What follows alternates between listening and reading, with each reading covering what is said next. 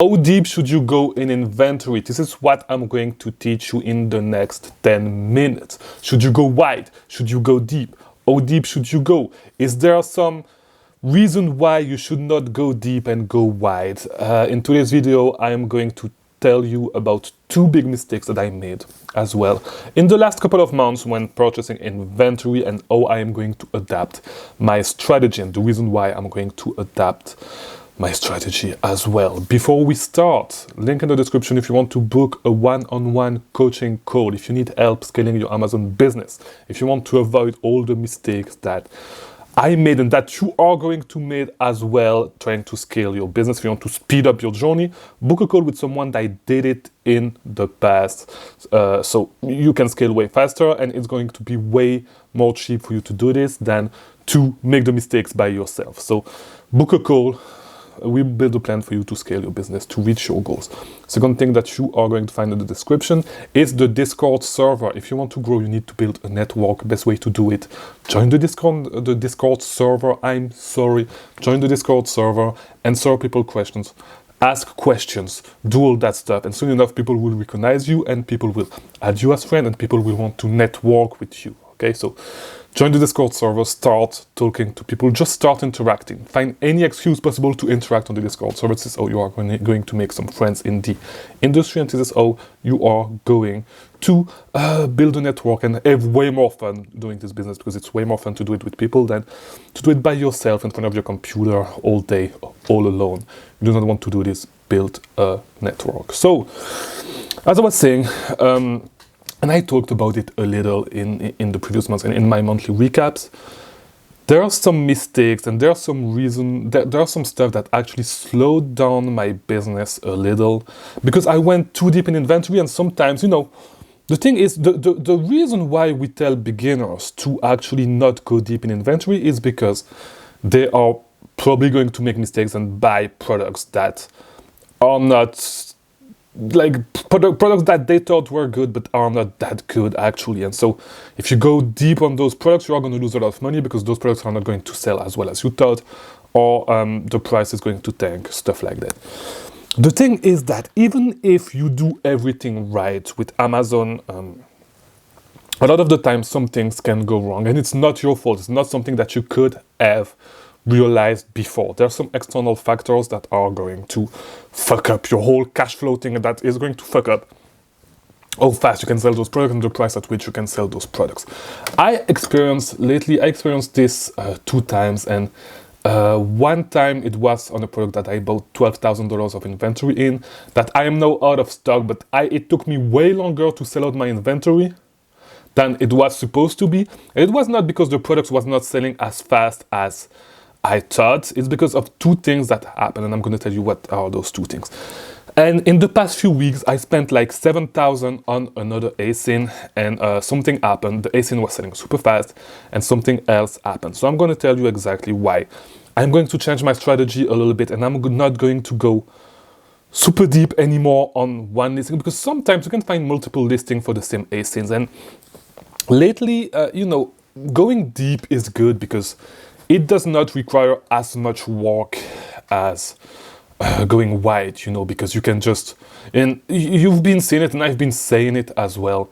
I haven't been sourcing a lot because I just go deep in a few ASINs that I know, and I do not have as many ASINs as I used to have before. I probably have, like, to be honest, there are some old ASINs that does not sell super fast that I still have. So I may have like 60 something ASINs on my thing, but there's really 3 to 5 ASINs that I really go deep, and then a few ASINs that I find here and there. So like I have ASINs that I'm really active on, I probably have less than 10, you know, and 10 at a time, of course, because sometimes things switch up and stuff like that. But that one ASIN that I spent $12,000, that other ASIN that I spent $7,000, you know, I probably spend like $20,000 in inventory a month. I do not even track it anymore because, as I was telling you, I just go deep and I do not spend a lot of time in this business anymore.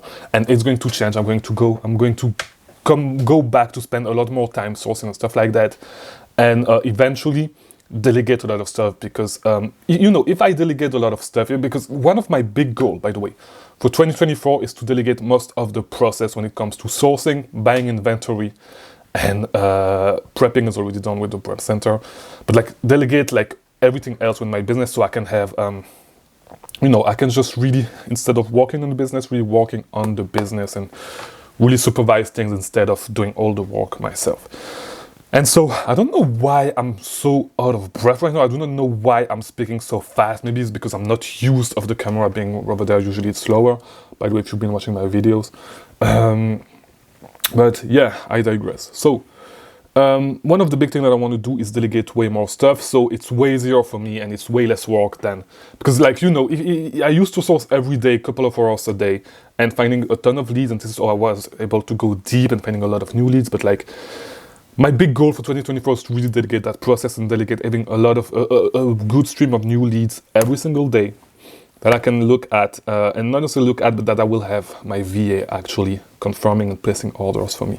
And I will just have to supervise this. But the big drawback with going deep in inventory, as I was doing, buying hundreds of units and stuff, and you will still need to go decently deep in inventory if you do not want to get hit with the low level inventory fee.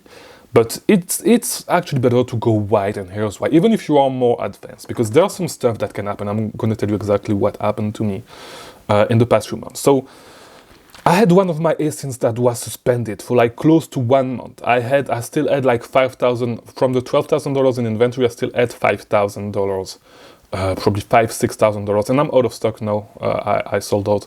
That probably had $6,000 in inventory when I was suspended, and so it was just suspended because of an inauthentic complaint that I had a hard time getting rid of, okay?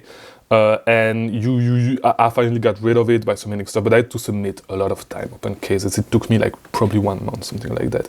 And I made a whole video about that. So, you can do nothing wrong and have your ASIN suspended for a little time, and like it hurts my sale a lot and it hurt my cash flow a lot. No, if I had less inventory in it and I was going way more, if I was way more wide with my product selection, this would not happen, okay? This would just not happen, and so it would be way easier to actually, it will not hinder my cash flow as much, because I'm not gonna lie, it slowed down my business by a lot.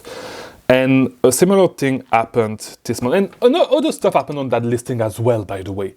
People changing the name, so it slowed down the sales. The buy box being removed from time to time for whatever reason that does not make sense. And because of all that, sometimes sales slow down. Usually I sell 30 to 40, and even more than that. Like the last few days, I sold 80 units a day before I went out of stock.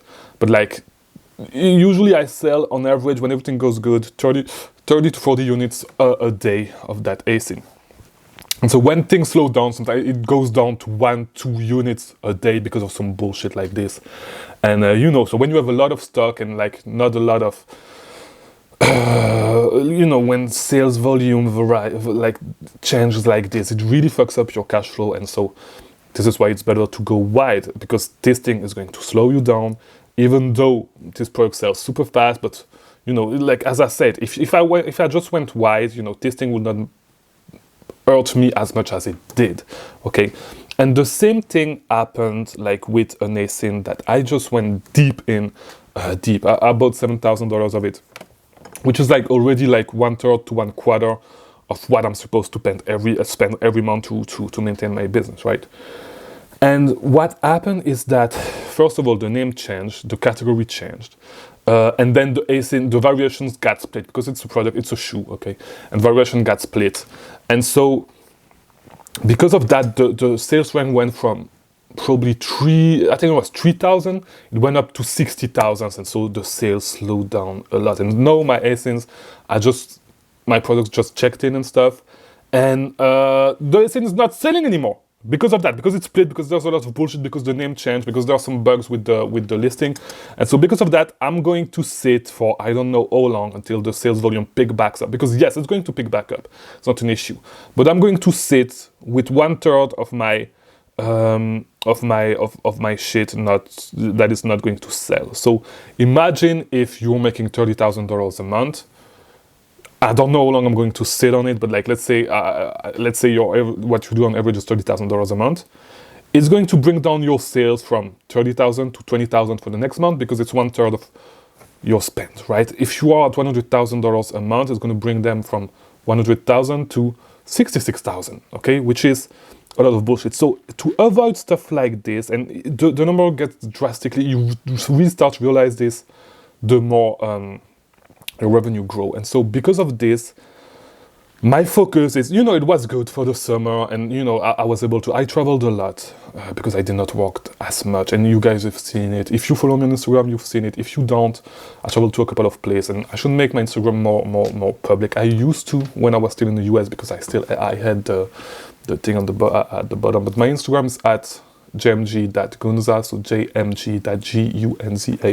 I took advantage of not working as much to travel a lot, and but I want to go back and go wide and really because this is one of the things that is not allowing me to have like stable revenue.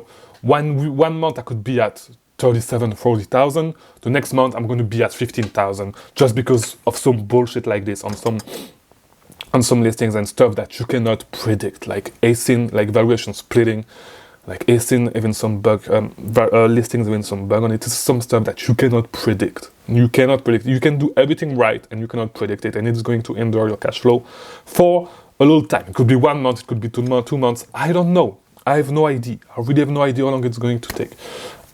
So yeah, stuff like this happen, and because of that, I think that even if you are a little bit more advanced, you should go wide in your product selection, not as deep. At least not. You still need to go decently deep when there's good opportunities, but like do not have like 1/3 of your. I think like you should really have. You should not go as you should have. You should really have like a hard rule of not going more than, I don't know, like let's say 10% of what you need to spend in one single ASIN. And you should not go above that, because after that, if one bad thing happens, it's going to hurt you a lot, okay? Going from $100,000 in revenue to 90,000 is not dramatic. Going from 100,000 to 66,000 is dramatic, okay? So, and it can really fuck up your cash flow and really fuck up all your business. So, because of that, I really need to think about the number, and I will share it with you. I will do some analysis and really see what actually makes sense. But I think 10% of your spend, you should not have more than 10% of your spend in just one ASIN. Okay, you should actually diversify a little bit more, but do not over diversify. By the way, but yeah, try to stay below 10%. I think this is a good number. I'll make some more research and see what I think. And especially if you're a beginner, it's going to be even more true for you. But yeah, we'll see what I do. Go wide, do not go too deep. Try to still go decently deep, but not too deep. And yeah, so that's it for today's video. Hope it was helpful, and I'll see you tomorrow for a new video. Thank you for watching.